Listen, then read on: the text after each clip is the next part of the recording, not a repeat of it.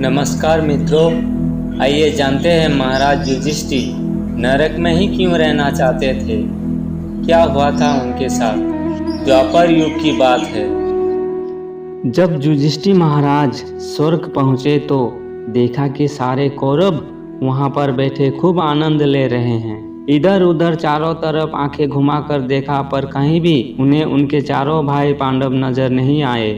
अंत में पूछा धर्मराज से कि मेरे भाई और मेरे पत्नी कहाँ पर है, तो बताया कि वे तो नरक में हैं। युधिष्ठिर महाराज अपने भाइयों से मिलने के लिए देवदूतों के साथ नरक पहुँचे तो क्या देखते हैं कि उनके भाई पांडव और उनकी पत्नी नरक में बड़ी यातना सह रहे हैं। नरक में चारों तरफ क्रंदन ही क्रंदन हो रहा है। कोई चीख रहा है, कोई कराह रहा है, कोई विलाप कर रहा है, कोई अपने पाप कर्मों को गिन करके यो विचार कर रहा है कि यो पाप कर्म मैंने क्यों किए। उस समय मेरा विवेक, मेरी बुद्धि कहाँ चली गई थी। पर अब पछताने से क्या लाभ। पाप कर्मों के फल को, उस यातना को तो भोगना ही पड़ेगा। युधिष्ठिर महाराज ने इस प्रकार नरक की यातना को देखा और वो देखते देखते वहाँ पर खड़े रह गए।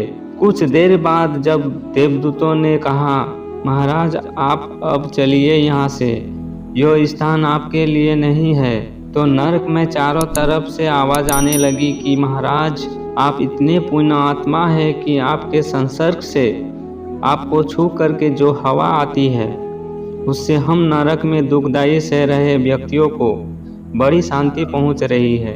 आपके यहाँ आने से हमें प्रकाश प्राप्त हो रहा है, सुख प्राप्त हो रहा है। इसलिए महाराज आप थोड़ी देर यहाँ और ठहर जाइए। जिस व्यक्ति ने जीवन भर पुण्य किए हों, जिस व्यक्ति का स्वर्ग में अजन्म सिद्ध अधिकार बन गया हो, ऐसे पुण्य आत्मा महाराज युधिष्ठिर ने देवदूतों से कहा कि मैं स्वर्ग नहीं जाऊंगा। मेरे यहाँ पर रहने से अगर इन यातना सहने वालों को शांति मिलती है तो मैं इन्हें शांति प्रदान करूंगा। मुझे स्वर्ग नहीं चाहिए। क्या भावना थी उनकी।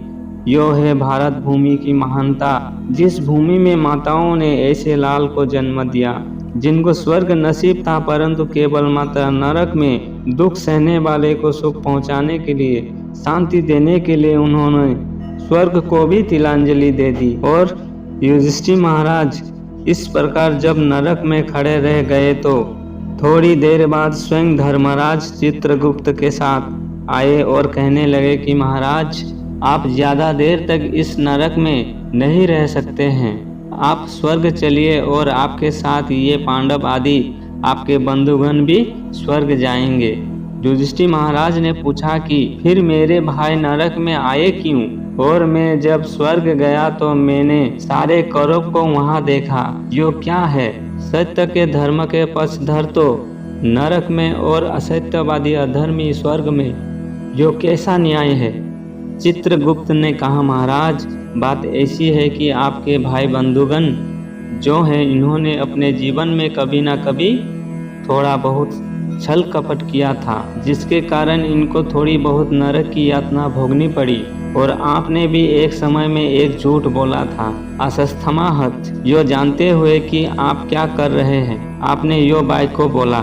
जब द्रोणाचार्य ने पूछा कि भाई मेरा पुत्र अश्वत्थामा मरा या अश्वत्थामा नाम का हाथी मरा, तो आप चुप रह गए, जिसके कारण द्रोणाचार्य को पुत्र की मृत्यु का शोक हुआ और उसी पुत्र शोक में द्रोणाचार्य की मृत्यु हुई, जिन्होंने अपने प्राण त्याग दिए। उसी एक झूठ बोलने का फल था कि थोड़ी देर के लिए आपको भी नरक की यातना देखने आना पड़ा।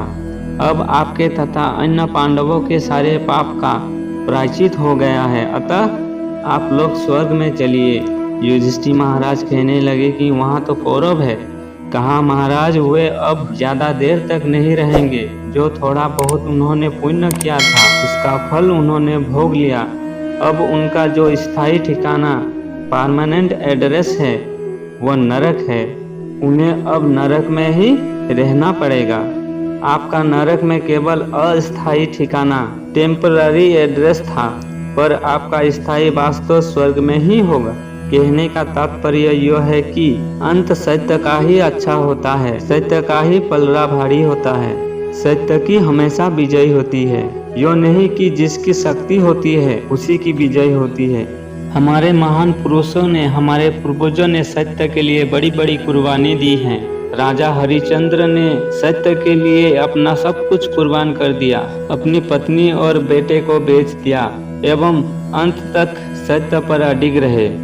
राजा शिवी ने अपने अंगों को काटकर बाज को खिला दिया। राजा मौर्ध्वज ने अपने एकलौते बेटे पर आरा चला दिया। केवल मात्र सत्य की, धर्म की रक्षा के लिए उन्होंने ऐसी कुर्बानियां दी।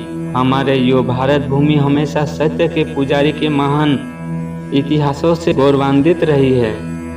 जय श्री कृष्ण, जय श्री हरि।